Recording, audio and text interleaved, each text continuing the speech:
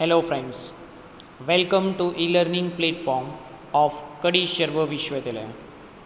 Today I present a new topic, that is consideration. I, Professor Premal Patel from Srimati MP Patel College of Commerce and Center for Professional Courses, Kadi. Now, what we learn in this unit: consideration, meaning of consideration, legal rules to consideration, exception to no consideration, no contract. Now, first we have seen the meaning or definition of consideration. What do you mean by consideration? Consideration क्या है? Consideration is one of the essential elements to support a contract, or we can say that consideration means something in return. Something in return. Without consideration, there is no contract. So, we can say that an agreement without consideration is void. So, consideration कैसा होना चाहिए? Consideration real होना चाहिए.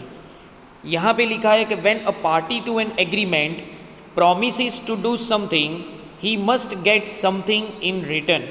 This something is defined as consideration. So इसको हम consideration बोलते हैं. So we can say that here, let's see one example. अगर कोई एक बंदा कोई ऑफिस के अंदर काम कर रहा है, ठीक है, मान लीजिए कि X और Y, X engage Y as a accountant in his office for ₹500 per month.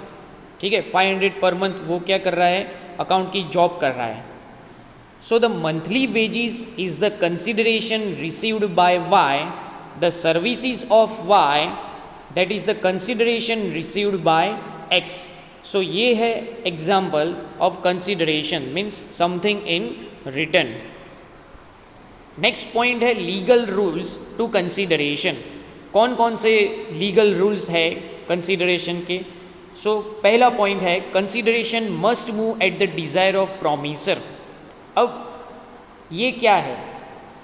Must move at the desire of promisor मतलब कि प्रोमिसर, यहाँ पे जो हम बात कर रहे हैं कि मान लीजिए अगर अपने पड़ोस में किसी की प्रॉपर्टी जल जाती है, ठीक है, मान लीजिए कि X और Y है. X saved Y's property from fire without being asked to do so. So X यहाँ पे क्या कर रहा है? X can't demand remuneration for the services render. मतलब कि कोई भी सर्विसेज रेंडर नहीं कर पाएगा. क्यों? क्योंकि क्या उसने बोला था कि मेरी अगर कोई भी प्रॉपर्टी फायर से अगर जल जाती है तो आप अगर उसको सेव करते हो तो मैं आपको कुछ रेम्यूनरेशन दूंगा. लेकिन यहाँ पे कोई डिमांड या तो कोई भी ऐसी ऑफ़र नहीं की थी. तो ये जो पॉइंट है कि must move at the desire of promisor, मतलब कि जब तक आपको बोला नहीं गया है तब तक आप उसके सामने कोई भी ऐसी डिमांड नहीं कर पाते. से फॉर एग्जांपल कोई एक अगर दूसरा एग्जांपल देखें तो हम ऐसा कह सकते हैं, चलो मान लीजिए कि अगर कोई एक बंदा है जो स्विमिंग कर रहा है और स्विमिंग के अंदर डूब रहा है, दूसरी पार्टी ने देखा और वो उससे बचाने के लिए जाता है, लेकिन वो जो बंदा है वो अगर कंपेंसेट करता है कि क्लेम कर रहा है कि चलो मैंने आपको बचाया तो मुझे कुछ अमाउंट या तो कुछ कंपेंसेट करो, लेकिन सामने वाली जो पार्टी है वो पेएबल नहीं करेगी. क्यों? क्योंकि क्या उन्होंने बताया था कि मैं आपको ये अमाउंट दूंगा, या तो अगर मेरे डूब जाने से, अगर ये मैं डूब रहा हूँ, अगर किसी ने मुझे बचाया तो मैं उसके बदले में कंपेंसेट करूँगा, लेकिन ये ऐसा कुछ बताया नहीं था. That's why we have to say that consideration must move at the desire of promisor. दूसरा पॉइंट है सेम उसी तरह, लेकिन यहाँ पे क्या चेंजेस है? Consideration may move from promisee और एनी अदर पर्सन. मतलब कि यहाँ कोई थर्ड पर्सन की बात की हुई है. मान लीजिए कि अगर एक दादाजी है जिन्होंने अपने बेटे को एक प्रॉपर्टी गिफ्ट कर दी, ठीक है, तो यहाँ पे जो उनका सन है, ठीक है, उनका जो बेटा है वो क्या कहलाएगा, प्रॉमिसर। लेकिन मान लो कि उसकी अगर सिस्टर है यहाँ पे, ठीक है, अगर वो कोई मेंटेनेंस पे कर रही है, ठीक है, तो वो क्या कहलाएगी, प्रॉमिसी। लेकिन जब तक प्रॉमिसर, क्योंकि यहाँ पे क्या बताया है कि प्रॉपर्टी जो है वो दादा ने सन को गिफ्ट की हुई है, तो उसका हक, मतलब कि यहाँ पर जो हक है वो किसका रहेगा, उनके सन का, ठीक है। लेकिन अगर उसकी सिस्टर जो है, ठीक है, दादा की जो सिस्टर है, अगर वो क्लेम करती है कि नहीं मैंने तो भाई, चलो मान लीजिए कि मैंने मेंटेनेंस पे किया है तो उस प्रॉपर्टी का हिस्सा मुझे भी चाहिए, लेकिन वो पॉसिबल नहीं है। अगर वो केस करती है और कोर्ट में के अंदर जाती है, तब भी जब तक प्रॉमिसर ने, यहाँ पर प्रॉमिसर कौन है, सन, ठीक है, तो वो ध्यान में रखना है, जब तक प्रॉमिसर उसको एग्रीमेंट या तो कॉन्ट्रैक्ट के अंदर ऐड नहीं करता है, तब तक यहाँ पर कोई भी सेटलमेंट या तो कोई भी कंपेंसेशन उनको नहीं मिलेगा, ठीक है। सो यहाँ पर जब तक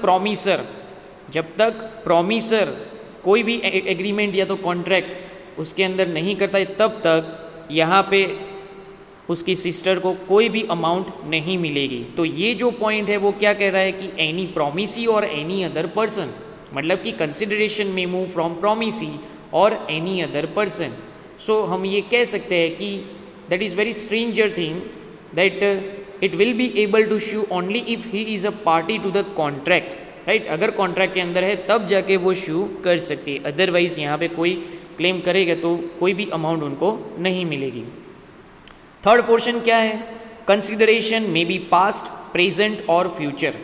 अब पास्ट कंसिडरेशन क्या है, मान लीजिए कि मेरा अगर पर्स कहीं पर खो जाता है, दूसरे बंदे ने विदाउट एक्सपेक्टिंग एनी रिवॉर्ड, उसका कोई ऐसा एक्सपेक्टेशन नहीं है कि वो अगर मुझे पर्स ढूंढ के मुझे देता है तो वो मुझे पैसे देंगे, उसके ऐसा कोई भी एक्सपेक्टेशन नहीं है, फिर भी वो मुझे रिटर्न कर रहा है, तो मैं क्या करूँगा, पीछे से, मतलब कि मैं प्रॉमिस करता हूँ कि चलो भाई मैं आपको सम ऑफ मनी पे करूँगा। सो यहाँ पे जो कंसिडरेशन की बात हुई है that is past consideration, right. Now present consideration अब क्या है, उसका बेस्ट एग्जाम्पल हमें सबको पता है, that is cash cell is an example of present consideration. Now future consideration क्या है, मान लीजिए कि मैंने किसी को प्रॉमिस किया कि अगर मेरे घर के अंदर तुम ये चीज़ रख कर जाते हो देन आफ्टर अ वीक मैं आपको सम ऑफ अमाउंट प्रॉमिस करता हूँ कि मैं ये आफ्टर अ वीक ये आपको मैं अमाउंट दे दूँगा। So that is the future consideration, मैंने प्रॉमिस किया हुआ है, ठीक है, तब जाके मैं ये कह सकता हूँ कि कंसिडरेशन में बी पास्ट, प्रेजेंट और future. Now consideration need not be adequate, मतलब कि ऐसा ज़रूरी नहीं है कि it is in value to something given, right. So यहाँ पे ऐसा ज़रूरी नहीं है कि आपको अमाउंट ही मिले, समथिंग रिटर्न और गिवन के अंदर ये हमें ध्यान में रखना है कि the law simply requires that an agreement has to be supported by consideration, right. Next point जो है हमारा that is consideration must be real and not illusory. Consideration कैसा होना चाहिए, रियल। आगे जो हमने बताया कि कंसिडरेशन कैसा होना चाहिए, रियल होना चाहिए, मतलब कि उसके अंदर वैलिड कुछ होना ज़रूरी है। चलो मान लीजिए कि अगर कोई एक बंदा है जिसकी वाइफ डेथ हो चुकी है, उसकी डेथ हो चुकी है, लेकिन पड़ोस के अंदर किसी बंदे ने बोला कि अगर मैं इसकी लाइफ के अंदर कुछ पुटअप करूं और उसको मैं जिंदा कर दूं तो उसके बदले में मुझे कुछ पैसे मिलेंगे, तो ये पॉसिबल नहीं है। मतलब कि यहाँ पर फिजिकली जो है इम्पॉसिबल ऑफ द परफॉर्मेंस हम कह सकते हैं। Now it must be something which the promisor is not already bound to do. यहाँ पे जो नेक्स्ट पॉइंट दिया गया है that is it must be something which the promisor is not already bound to do, मतलब कि additionally अगर कोई काम आपके साथ करवा रहा है, ठीक है, अगर वो प्रॉमिस कर रहा है कि ये काम अगर हो जाता है तो मैं आपको कुछ और पैसे दूंगा या तो कुछ और रेम्यूनरेशन दूंगा, राइट। लेकिन वहाँ पर होता है कि अगर जो प्रॉमिस हुआ है एडिशनली वो अगर वॉइड हो जाता है then the promise was void for want of consideration, ये हो जाता है, राइट। और the next point is consideration must not be illegal, immoral और अपोज टू पब्लिक पॉलिसी। कैसा नहीं होना चाहिए? इलीगल नहीं होना चाहिए, ठीक है। मतलब कि in the eyes of law ये वैलिड होना ज़रूरी है और किसी पब्लिक पॉलिसी के अपोज में नहीं होना चाहिए। उसका हम बेस्ट एग्जाम्पल यहाँ पे इंश्योरेंस का ले सकते हैं।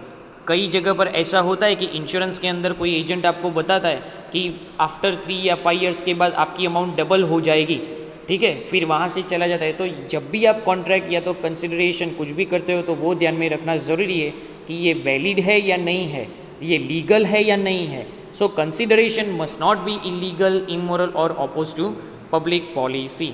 Thank you.